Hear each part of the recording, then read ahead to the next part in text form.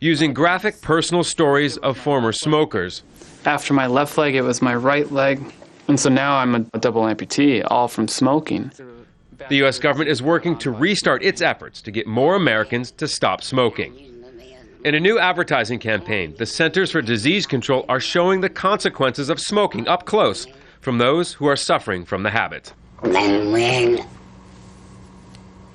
your head will divide. Reviews in the scientific literature are unanimous. Hard-hitting ads convince smokers to quit and reduce the likelihood that kids will start smoking. Stuart Elliott, who has reported on advertising for 20 years, thinks the government campaign will draw attention.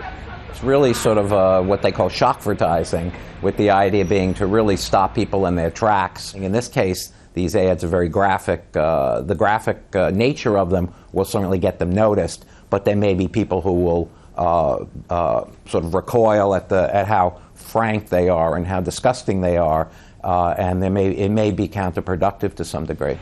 With its new ads, the government is taking on an industry on its home turf.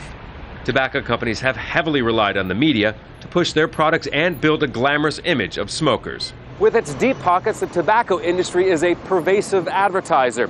Until about 12 years ago, when cigarette billboard ads were banned by the U.S. government, many hung here in Times Square.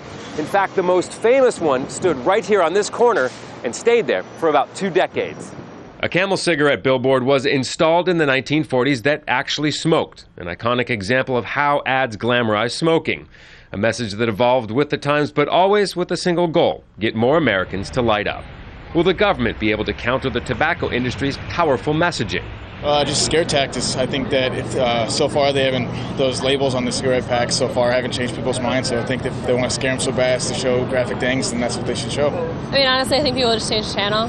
And kids might see it, and that kind of stinks. But I don't think it's going to really change anyone's mind. People who smoke, and they don't really listen.